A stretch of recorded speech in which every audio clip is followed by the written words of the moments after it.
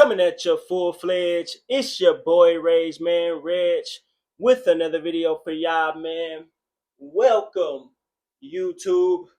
Just days after the NBA Finals, the 365-day news coverage of the NBA has continued.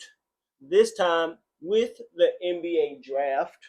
Of course, we had inevitable storylines come about, like Cooper Flag, of course, being drafted by the Dallas Mavericks, Ron Harper's son, Dylan Harper, being drafted by the San Antonio Spurs, and what seems to be a definite future they have established for sure with Fox himself, Wimby, and Stephon Castle, the reigning rookie of the year. Then you got my Phoenix Suns, who at first I thought were making questionable. They still could be questionable, but they have a lot of young guys, and they solved one of their issues of not having a real big. They have a couple real bigs now, so those are all exciting cases coming out of this year's draft. However, there has been one story um coming out of this that has been very interesting um, with a particular player by the name of Ace Bailey. Now, I didn't watch the draft, but I did see a couple of things over social media about this that wanted me to speak on it. So, um, if you guys don't mind, I am going to read an article from ESPN from yesterday from Jonathan Giovanni that reads Ace Bailey plans to report to Jazz on Saturday, team says. Of course, this was made yesterday, June 27th. It says Ace Bailey, the number 5 pick in the NBA draft Wednesday, plans to report to the Utah Jazz as expected Saturday, a team representative told ESPN. We've had good communication with Ace Bailey and his representatives, the Jazz representative told ESPN on Friday. We feel good about everything. Ace and his family are coming to Utah tomorrow. We'll have a press conference Sunday and a practice Monday. This has always been the plan, including for our other rookies, Walter Clayton and John Tonji, to let them go home and collect their belongings and then fly right to Summer League from Salt Lake City. Bailey's pre-draft strategy had been one of the biggest storylines entering this year's draft after he canceled a trip with the Philadelphia 76ers, who held the number 3 pick. He was the only American player who, entering that night, hadn't conducted a single visit to work out for an NBA team. He also declined invitations from the Charlotte Hornets and the Jazz, who picked 4th and 5th. Sources from Bailey's camp told ESPN in the lead up to the draft that those teams were not among his preferred destinations, with his preferred believed to be Washington, who held the number 6 selection and was aggressive in looking to move up in the draft, according to teams picking in the top 5. For his part, Omar Cooper, Bailey's agent, pushed back on the notion that anything they did during the process was outside the normal course of business. Quote, every NBA team watched him work out in Chicago, Cooper previously told ESPN. He did 10 interviews. Everyone got his medical. They watched him run and jump. They got measurements. They watched him shoot in drills. No one said anything when Davion Mitchell canceled a workout with the Toronto Raptors for the number 4 pick. No one criticized Evan Mobley when he didn't work out for Cleveland and they drafted him anyway. There's nothing uncommon about how Ace Bailey's pre-draft process was handled. Bailey, the number 3 prospect on ESPN's big board, was a hotly debated prospect among NBA teams all season. At 6'9" in shoes with tantalizing shot-making ability, he has the size to be a go-to scorer wing, the most valuable positional archetype in the league. But Bailey has not but Bailey was not a particularly efficient scorer and has significant room to improve as a ball handler and passer. He's great. Utah Jazz president of basketball operations Austin Ainge told reporters in Salt Lake City on Wednesday night after drafting Bailey. We were able to speak with him. He was super excited. We're super excited. We're expecting a very bright future. His scoring gets a lot of attention, and deservedly so. He's very skilled for his size. But watching a lot of film on him, I was impressed with his defensive effort, and particularly his rebounding. Lots of weak side block shots and his joy and energy for the game. We do a lot of background calls and work on guys. And everyone loves being around Ace. The article reads. So first, I want to acknowledge something that I've been hearing about this draft and other drafts around the league that kind of correlates with this Ace Bailey thing. I'm hearing that uh this draft, the NBA needs players from the trenches. This is what I'm hearing. The NBA is full of quote unquote nepo babies, and appre the appreciativeness or being appreciative isn't the first emotion that you see coming from the guys who were selected. I remember seeing a dude, I don't know his name, the rookie name. He got drafted by was it Toronto? He got drafted by somebody, and he said, "Oh fuck," he said, "Oh damn," like I've never seen that ever, bro. I've never seen that ever. Now you may have seen a little stoicism on somebody even in the past, but straight out saying that is crazy. And then uh it's become another dynamic of the draft that a lot of people haven't spoke about. This can go to like the education system, period, particularly in urban areas. Um, it's become a fashion show in a case where these guys is just uh tripping off their suits. Now, back in the day, not saying that they was plushed out, but again, this is a different time. We see people still making fun of LeBron big ass white suit from 2003, and that was fresh for that time.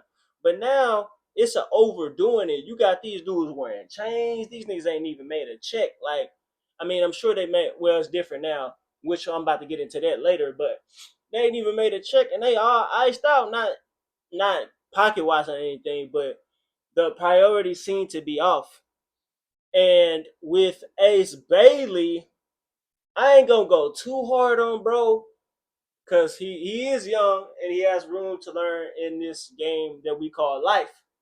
But just reading his countenance, bro, he look a little, he look like he could be a sucker potentially, man. And reading, going deeper in this story, it's looking like he's gonna be a sucker. He's already a sucker in his NBA career, and then with this affiliations he made that involve his career, his business, he's gonna be a sucker as well. Uh, I get it, man. The NIL stuff, that is unprecedented in college sports, in student sports. The player empowerment movement at the behest of LeBron James in the NBA has affected every sports league in some way or another because he one of the biggest. Again, he is the 2-dimensional and 3-dimensional Hercules of the sports world. So what he do is going to resonate throughout sports, and that leaves draftees, top picks coming into the draft, thinking, while they are highly touted, thinking that they are entitled to be drafted by a team they wanted, a team they want. We just saw to an even more egregious extent. We just saw this with LeBron James' son himself, not to digress too much. But this guy was a second round pick. He's not Ace Bailey, who was a lottery pick. doing this. This is a son of an NBA superstar who was before this. Recruits were talking about how he is not an NBA player. Then he's declining Phoenix Suns. He's declining Suns workout. Everybody but the Lakers. Same thing Ace Bailey did. Decline the 76ers. I get it. I get it. I mean, I guess in a way I get. I'm not denying that rookies think this way. It relates to their draft projections. The Philly is trash right now. They already got the rookie old dude. McCain, is that his name? Jared McCain? They already got him. They got Maxey, who is blossoming. I don't know where they're going with Joel Embiid, but he still is their centerpiece.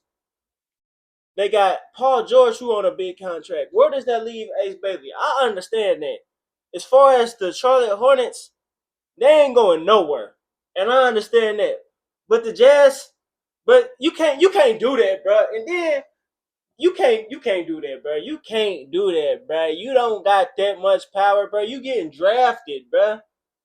Yes, they want you, bro. Yes, a team wants you, but they don't need you, bro. And they showing you that. As far as this agent, Omar Cooper, this guy, bro, this guy, man, it looked like he got a career in this.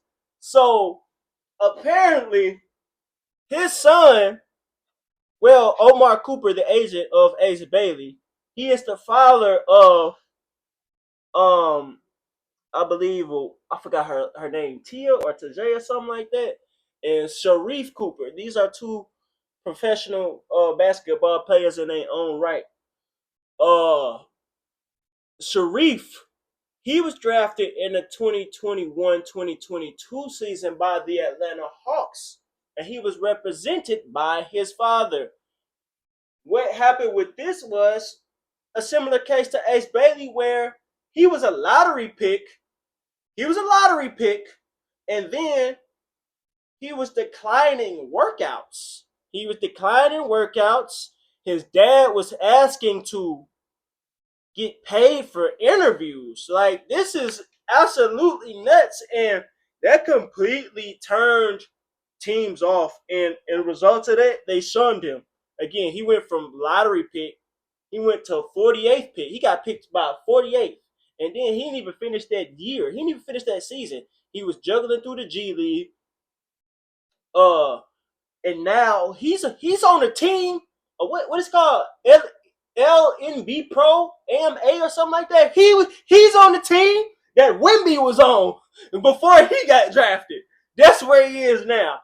So it seems like this Omar Cooper character seems to have a career in being a hood huckster for these guys that got God level athletic ability, man, but they don't have the know-how, and he has a bit of know-how, and he has a bit of know-how apparently, and he's gonna milk all these guys out of it. From what I'm seeing, even his son's career is ruined as far as with the NBA. He ain't been in the NBA since. Now Ace Bailey, he got a bit more upside. Well, I don't even know that, because again, his son was a lottery pick. Now, Aaron Ainge, that's his name, Danny Ainge's son. I know they ain't going for that. They cutthroat. They drafted him right to the Jazz. Like, and now boy, this is the worst way to come in the league, bro. You finna have that name on you until you get rid of him. Literally, until you get rid of that guy representing you. And from what I heard by reading some other stuff, this dude ain't even his agent or something. It's like, this is weird. This is weird with this guy. But all I have to say about this, man, is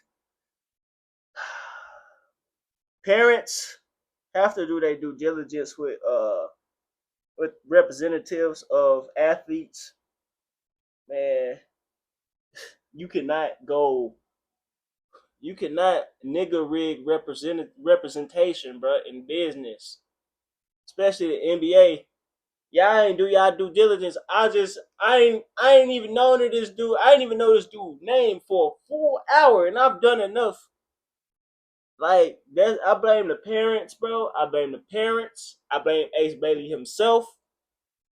I blame the parents. I blame Ace Bailey himself.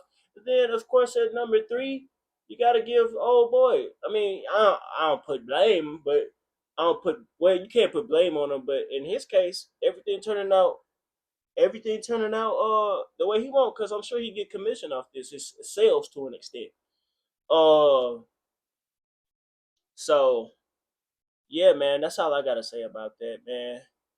Ace Bailey, Utah Jazz rookie. Let's pray for him, man. Let's pray for him, man. Let me know what y'all think in the comments below. Like, share for us to see. Subscribe if you're new. Hit that notification bell so you can be notified every time I drop.